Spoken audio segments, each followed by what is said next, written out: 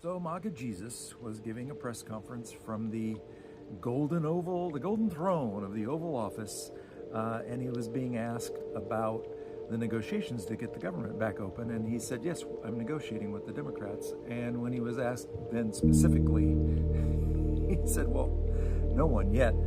Apparently the way he's negotiating this is to go on social media and demand that Democrats just give up. Look, you just give up, and we promise that if you give up and vote to reopen government, we will talk to you and we will have a compromise. That's not okay.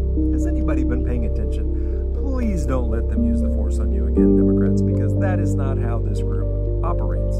It's kind of like when Andrew Jackson was going to meet with the Native American chiefs, but let's get you away from your women and children and meet with you over here. And then his men went and killed the women and children and burned down their village. That's the way this group operates. There's no compromise with them. So no, let's have the deal first. Let's save health care for all Americans, not illegal immigrants. That lie, no one even believes that except for, I guess, Fox News viewers. That is not what we're talking about here. We're talking about $1 trillion in cuts to Medicaid, and we're talking about double and tripling the cost of your medical premiums from the Obamacare, the healthcare exchange. No one can afford from going to paying $400 or $500 a month to paying $1,500 or $2,000 a month for health insurance. It's just unreasonable. So let's keep our eye on the ball here.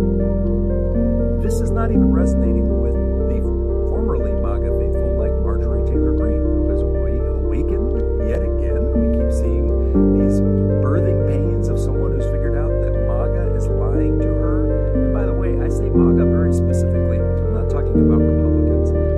This is a very specific group of small-minded people who have assumed control of our government through lies, manipulations, and they're trying to hold on to it with the same tactics by trying to keep people from voting and gerrymandering districts. And here in Texas now they're saying they don't want to let Democrats even be on the ballot anymore. Okay, this is democracy? No, this is MAGA. We need Republicans to wake up like Marjorie Taylor Greene, and let's start to have conversations across the aisle the way it has always been.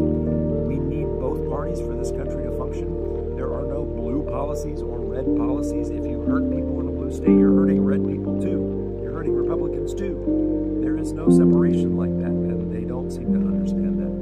Meanwhile, back to the ongoing Epstein file scenario, Pam Bondi, Attorney General, was brought in front of the Oversight Committee and refused to answer questions. She had a folder in front of her that had attack talking points about every person who might be asking her questions. And when someone would ask her a question, she would just spew hate at them and make accusations at them instead of answering the question, or she wouldn't answer the question at all. But they continue to suffer defeats. The Supreme Court has said they are not going to hear the case of Ghislaine Maxwell possibly being freed, cleared of all charges, which I guess means Clarence Thomas is not in the Epstein files after all. However, I'm pretty sure that Donald Trump is, and if he was not, why would we have this delay? Why would we continue to have the government shutdown that is really all about Adelita Grijalda not being sworn in from Arizona 7th to be the 218th vote to get the Epstein files turned over to the Oversight Committee so that we, the people, can finally know the truth and the victims can finally have some degree of retribution against those who wronged them so terribly. Let's keep an eye on this.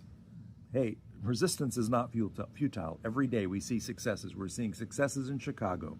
We're about to see successes in Portland, where federal judges are ruling, Trump-appointed federal judges are ruling that you cannot use the military or the National Guard to go into a city, especially like Chicago was just named the best big city in the country again for, I think, the 5th year in a row. Yeah, let's hear about all that crime again. My name's Bill. I'm a college professor in Dallas, Texas. Thanks for watching.